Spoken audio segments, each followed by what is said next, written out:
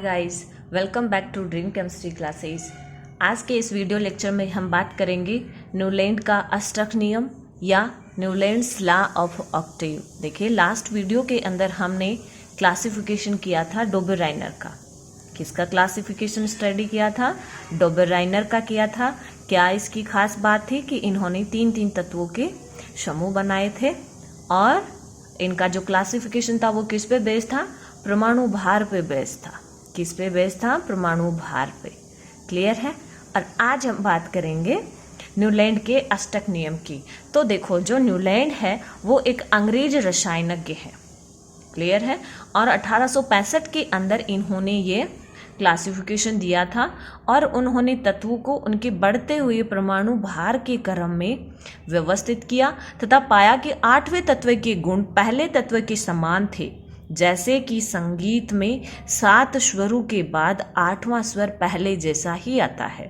तो देखो, जो न्यूलैंड्स हैं इन्होंने भी क्या किया कि तत्वों को उनके परमाणु भार के क्रम में या उनके बढ़ते हुए परमाणु भार के क्रम में व्यवस्थित किया और व्यवस्थित करने के बाद में इन्होंने देखा कि जो पहला एलिमेंट है उसका और जो 8वां एलिमेंट आता है उसके गुण क्या है? बिल्कुल समान है। ठीक उसी तरह से जैसे संगीत के स्वरों के अंदर हम बात करें कि 7 स्वर हैं और 7 के बाद में 8वां स्वर जो आता है वो ठीक पहले जैसा आता है। क्लियर है? तो देखो, क्या खास बात है इनकी। जैसे हम बात करते हैं, इन्होंने कुछ तत्वों को इस तरह से व्यवस्थित किया है। किस रूप में? परमाणु भार के बढ़ते हुए क्रम के अंदर। तो देखो, इन्होंने जैसे ये अपने hydrogen, lithium, beryllium, boron, carbon, nitrogen, oxygen, fluorine, sodium, magnesium, aluminium, silicon, phosphorus, sulphur. फिर है chlorine, potassium, calcium, chromium, titanium, manganese, iron. फिर देखें, इन्होंने 2 तत्वों को एक जगह रखा है, कोबाल्ट एंड निकल। फिर copper, zinc, yttrium, indium, arsenic, selenium. फिर है देखिए bromine, rubidium, strontium, cerium and lanthanum को इन्होंने एक जगह फिर से रख दिया है। फिर है जर्कोनियम। तो देखो, इन्होंने क्या किया है कि जो पहला एलिमेंट है, जैसे हम काउंट करेंगे, देखिए 1 2 3 4 5 6 7 8। हाइड्रोजन के बाद में 8वां एलिमेंट कौन है? फ्लोरीन है। तो न्यूलैंड का कहने का मतलब ये है कि प्रत्येक 8वें एलिमेंट के गुण हैं वो फर्स्ट एलिमेंट के समान होंगे। जैसे हाइड्रोजन और फ्लोरीन के गुण सेम सेम होंगे।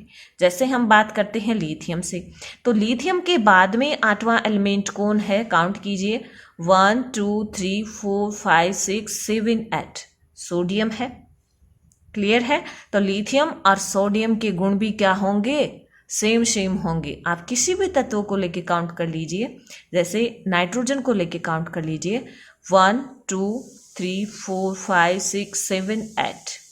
यानी नाइट्रोजन के बाद में 8वां एलिमेंट कौन है? फास्फोरस है। तो नाइट्रोजन और फास्फोरस के गुण क्या होंगे? सेम सेम होंगे। ठीक उसी तरह से देखिए, सारे गामा पा धा नी, यानी ये संगीत का पहला है स्वर और ये 7वां स्वर है, और जब 8वां स्वर आएगा तो वो पहले जैसा ही आएगा।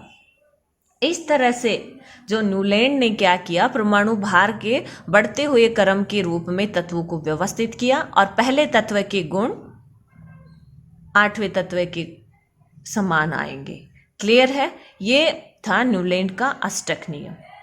अब हम बात करेंगे कि ये जो न्यूलैंड है इसके अष्टक नियम की कुछ कमियां हैं। देखो, कोई भी क्लासिफिकेशन है उसकी कमियां भी होंगी और कुछ अचीवमेंट्स भी होंगे, तो उनको हम स्टडी करेंगे।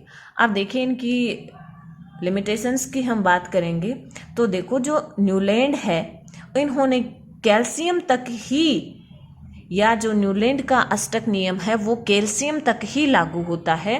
कैल्शियम के बाद के एलिमेंट के लिए ये कैल्शियम अपना ये रहा, यानी कैल्शियम के बाद के जो एलिमेंट हैं उनके अंदर न्यूलैंड का अष्टक नियम लागू नहीं होता है। कैल्शियम के बाद के जो तत्व हैं उनमें फर्स्ट एलिमेंट के गुण 8वें एलिमेंट के समान नहीं पाए जाएंगे। इसलिए हम ये कह सकते हैं कि न्यूलैंड का अष्टक नियम हल्के तत्वों के लिए ही लागू होता है। क्लियर है। फिर देखिए, न्यूलैंड ने मान लिया कि पृथ्वी पर केवल 56 तत्व ही विद्यमान है, लेकिन जब नए तत्वों की खोज हुई तो उन्होंने अष्टक नियम के अनुसार व्यवस्थित नहीं कर पाए। देखिए, न्यूलैंड है, इन्होंने खुद ने अज्यूम कर लिया कि जो नेचर है उसके अंदर फिलहाल 56 एलिमेंट ही हैं और 56 एलिमेंट इन्होंने अज्यूम करके अपना क्लासिफिकेशन दे दिया और जो बाद में एलिमेंट खोजे गए उनको ये व्यवस्थित अपना क्लासिफिकेशन के अंदर नहीं कर पाए। तो ये भी क्या है, इसकी एक लिमिटेशन है। फिर देखिए नेक्स्ट है कि न्यूलैंड ने एक ही स्थान पर दो तत्वों को रख दिया जिनके गुण भी क्या थे, अलग अलग थे।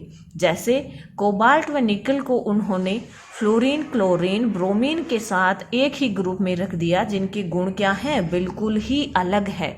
तो देखो, इनके कहने का मतलब ये है कि जो न्यूलैंड है इन्होंने क्या किया है कि दो दो तत्वों को एक जगह रख दिया। जैसे कोबाल्ट और निकल को इन्होंने कहाँ रखा है, फ्लोरीन, क्लोरीन और ब्रोमीन वाले ग्रुप में रख दिया, जबकि हैं क्या, देखिए फ्लोरीन, क्लोरीन, ब्रोमीन क्या है, हैलोजेंस हैं और इनकी एक अलग पहचान होती है। इनके और कोबाल्ट और निकल के गुण बिल्कुल मैच नहीं होते। फिर भी इन्होंने क्या किया है कि पहली कमी तो इन्होंने ये छोड़ दी कि दो तत्वों को एक साथ रख दिया और फिर एक साथ रखा, वो भी किस ग्रुप में, अपने हैलोजेंस के साथ में रख दिया जिनके गुण बिल्कुल डिफरेंट होते हैं।